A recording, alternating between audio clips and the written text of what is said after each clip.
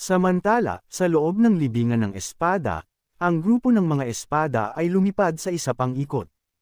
Pagkatapos umatake ang maraming tagapaglinang, huminto sila upang kolektahin ang mga samsam.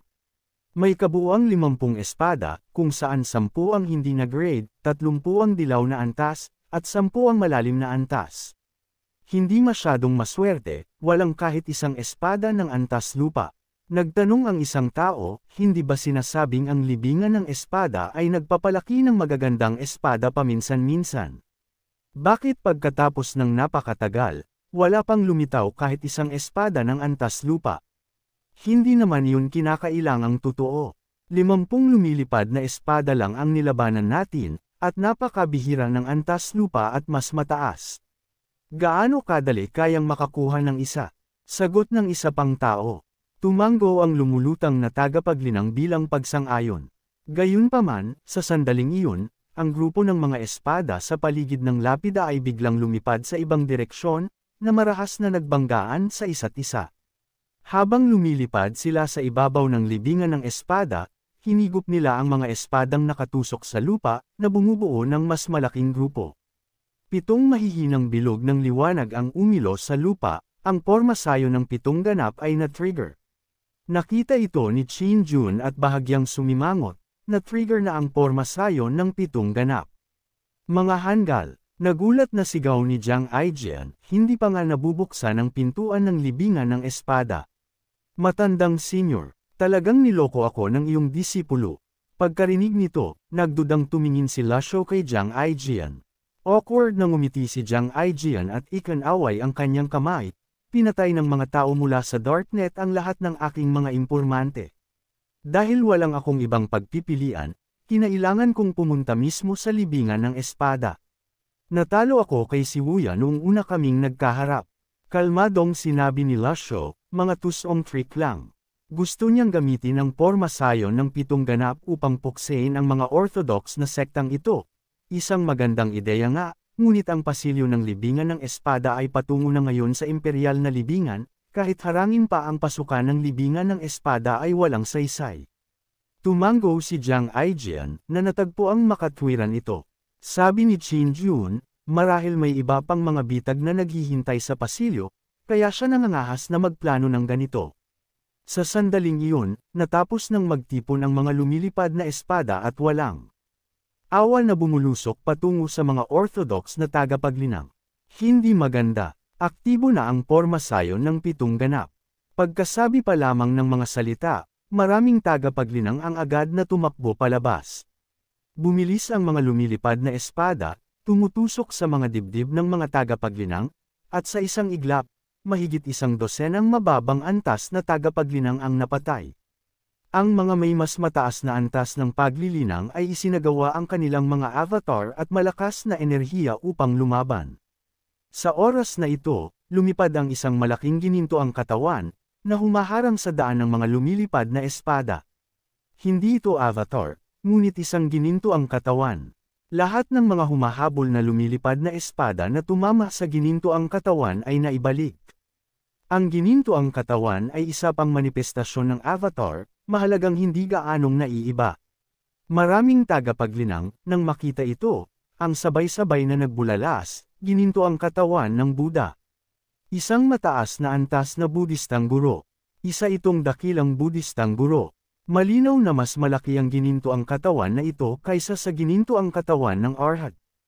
Ang ginintoang katawan ng Arhat ay maihahambing sa isang 5 dahon na paglilinang, ang ginintoang katawan ng Sahajya sa isang 6 na dahon na ginintoang katawan, at ang ginintoang katawan ng Buddha ay maihahambing sa isang 7 o kahit 8 dahon na ginintoang katawan. At ito, dito mismo, ay ang ginintoang katawan ng Buddha. Hindi ko inaasahan na makakatagpo ako ng isang dakilang Budistang guro dito, sumulyap si Jiang Aijian sa ginintoang katawan pagkatapos ay bumaling kay Lasho. Kung ikukumpara sa ginintoang katawan ng Buddha ng nakatatanda, ito ay parang isang maliit na espiritu na nakikipagkita sa isang dakilang salamangkero. Parang isang apo na nakikipagkita sa kanyang lolo. Nagtanong ng may pag-usisa si Qin Jun, nauunawaan din ba ng matandang Ginoo ang mga Budistang Zen na kasanayan? Mapagbigay na pinuri ni Jiang Aijian, inaangkin ng nakatatanda ang pangalawang lugar, walang nangangahas na umangkin ng una. Hindi lamang niya nauunawaan, isa siyang dalubhasa. Simula nang masaksihan ng gininto ang katawan ng Buddha, tila masyadong mahina ang ibang mga Budistang tagapaglinang, walang anumang apela. Para sa iba, tunay nga itong isang dalubhasa. Pagkatapos gamitin ng Panginoon ang kanyang gininto ang katawan upang harangan ang mga lumilipad na espada, tumingin siya sa mga tagapaglinang sa likuran niya at sumigaw, isang grupo ng mga walang silbi na hanggal. Natigilan ang karamihan, naguguluhan, paano makapagsasabi ng gayong bastos na mga salita ang isang dalubhasa? Ihulog ang mga lumilipad na espada. Muling sigaw ng Panginoon. Oo, oo, nagmamadaling itinapon ng mga pinaalalahanan na tagapaglinang ang kanilang mga espada. Nang lumapag ang mga espada sa porma sayon, hinigop sila ng isang agos ng pangunahing enerhiya at ibinalik sa porma sayon ng 7 ganap. Unti-unting huminto sa pag-atake ang porma sayon ng espada, bumabalik sa pattern nito ng pag-ikot sa paligid ng malaking lapida. Kung hindi dahil sa 7 mahihinang bilog ng liwanag sa lupa, maaaring isipin nilang minamanipula ang mga espada. Pagkatapos kumalma ang porma sayon ng 7 ganap, nawala rin ang gininto ang katawan ng Buddha. Walang saysay ang mga nakaraang pagsisikap ng mga tagapaglinang na iyon. Ibinigay pabalik ang mga pinaghirapang lumilipad na espada, at nakatuon ang atensyon ng lahat sa Panginoon. Ngayon nakikita na siya ng malinaw, mukha siyang payat, nakasuot ng abong kasuotan ng monghe, mukhang masiglang matandang lalaki. Nang makita ang eksenang ito, biglang tumawa si Jiang Aijian, "Kung Yuan, paano ka napunta sa ganitong hitsura?" Sumimangot ang monghe, matalim ang kanyang titig habang nakatitig kay Jiang Aijian. Nagbulalas ang karamihan, "Master, Kung Yuan." Ang Kung Yuan mula sa dakilang walang bisa na templo. Ang dakilang walang bisa na templo, ang pinakamataas sa 4 na dakilang Budistang sekta, ay palaging iginagalang. Simula nang mangyari ang insidente sa Runan Sacred Altar, nakilala si Master Kung Yuan sa mundo ng paglilinang. Sa harap ng gayong dalubhasa, hindi nang ahas ang mga tagapaglinang na ito na magsalita ng higit sa kinakailangan dahil sa takot. Tinitigan ni Kung Yuan si Jiang Aijian at nagtanong, "Kilala mo ako?" Humajijek si Jiang Aijian at sumagot, "Master Kung Yuan, naiintindihan ko kung gusto mong magpanggap bilang isang karaniwang maliit na monghe, ngunit itago mo ang mga kwintas ng Buddha, masyado silang kapansin-pansin." Sa 4 na dakilang pintuan ng Budista, si Master Kung Yuan lamang ang may mga kwintas ng Buddha. Tila nahayag ang mga kwintas ng Buddha sa agos ng pangunahing enerhiya sa pagpapakita ng gininto ang katawan. Wala nang halaga iyon ngayon. Tiningnan ni Kung Yuan ang kanyang mga kwintas at same time na sinabi, "Dahil ganoon, hindi ko na kailangang magtago pa. Dapat kong makuha ang demonyong espada sa loob ng porma sayon ng 7 ganap. Wala akong ibang gusto." Paano iyon? Hindi nang ahas ang ibang mga tagapaglinang na makipag-ayos. Pagkatapos ng lahat, lakas ang naghahari dito. Wala silang karapatan sa demonyong espada. Kung may makakapagbigay sa kanila ng daan upang malampasan ang porma sayon ng espada at makuha ang iba pang mga lumilipad na espada, magiging maayos na resulta iyon. Kaya, halos tanggapin na ng mga tagapaglinang ang sitwasyon bilang default. Kung ganoon, mangyaring gumawa ng plano, sumasang-ayon kami na kunin mo ang demonyong espada na ito, ngunit ang porma sayon ng espada na ito ay labis na mahiwaga, paano namin ito masisira? Pagkarinig nito, umiling si Jiang Aijian, "Anong mga marangal na sekta?" Sa pagkakita sa kalbong asno na ito, agad silang natatakot, walang kahit katiting na paninindigan. Tiningnan ni Kung Yuan ang porma sayon ng espada at nagsalita, "Sa paghahanap ng espada na ito, gumawa ako ng masusing paghahanda.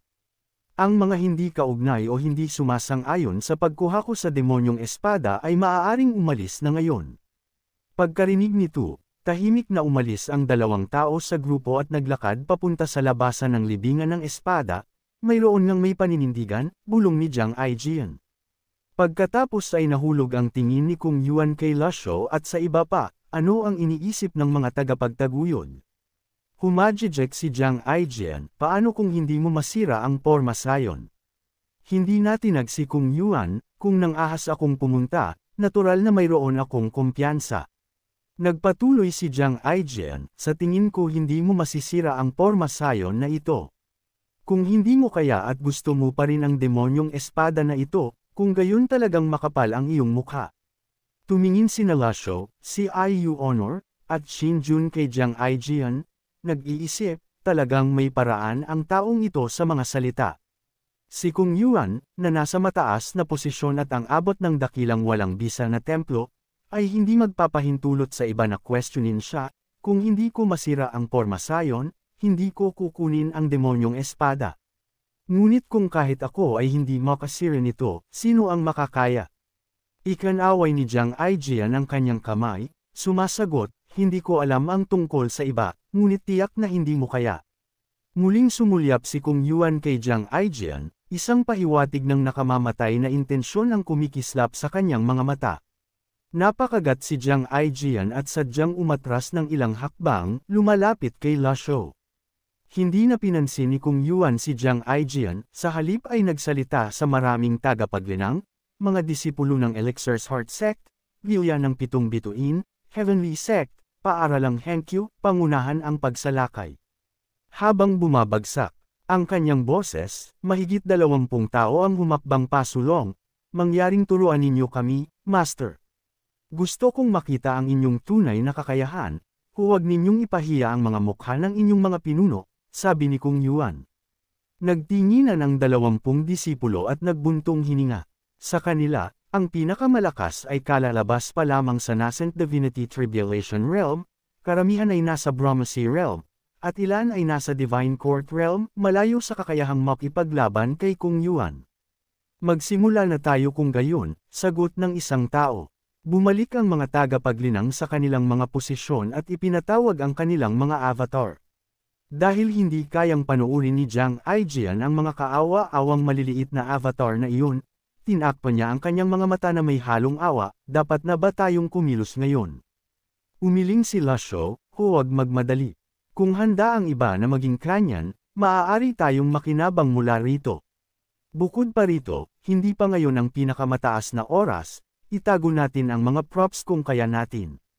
Sumulyap si Kung Yuan sa direksyon ni Jiang Aijian at malamig na umungol. Ang nakamamatay na intensyon sa kanyang mga mata ay panandaliang kumikislap. Bahagya siyang nagbuntong hininga, nanginginig ang kasuotan ng kanyang monghe, at lumitaw ang isang mahinang gininto ang liwanag, malinaw na salamin na plataporma. Pamilyar si Lasho sa mga pamamaraan tulad ng malinaw na salamin na plataporma, ang pinakahuling gumamit nito ay ang disipulo ni Jingyan na si Wunayan sa Lotus Platform. Gayunpaman, tila mas malakas ang malinaw na salamin na plataporma ni Monghe Kung Yuan kaysa kay Wunayan. Habang nagliliwanag si Kung Yuan, isang malaking bilog ang kumalat mula sa kanya. Natanggap ng lahat sa loob ng bilog ang pagpapahusay ng malinaw na salamin na plataporma. Naramdaman ng mga tagapaglinang ang pagtaas sa kanilang panloob na kapangyarihan at nagpakita ng mga nagulat na ekspresyon. Naglunsad sila ng mas malalakas na mga bakas ng palad at mga selyong tawista, sumusugod sa paparating na kawan ng mga espada. Ang mga tagapaglinang mula sa 10 dakilang sekta, na mas malakas kaysa sa mga mula sa mas maliliit na sekta at paaralan, ay naging mas kahanga-hanga sa ilalim ng pagpapalakas ng malinaw na salamin na plataporma. Nakakagulat na maganda ang epekto. Sa pag-ataking ito, nagkalat ang kawan ng mga espada, at nahulog mula sa kalangitan ang mga lumilipad na espada. Samantala, muling umilo ang 7 bilog ng liwanag sa lupa. Nagtanong ng naguguluhan si Jiang Aijian, nakatatanda, ano ang ibig sabihin ng 7 bilog ng liwanag na ito? Ipinaliwanag ni Lasho, ang una ay Tianshu, ang pangalawa ay Tianzuan, ang pangatlo ay Tianji, ang pang-apat ay Tianquan, ang panlima ay Yuheng, ang pang-anim ay Kaiyang, at ang pang-7 ay Yaoguang. Ang una hanggang ika-4 ay tinatawag na mga pinuno. Ang panlima hanggang pang-7 ay tinatawag na mga pananda, na magkasama ay bumubuo sa malaking dipper. Pagkatapos ipaliwanag ni Lasho ang porma sayon ng 7 bituin, nagpakita ng isang nagliliwanag na ekspresyon si Jiang Aijian, kaya ganoon pala.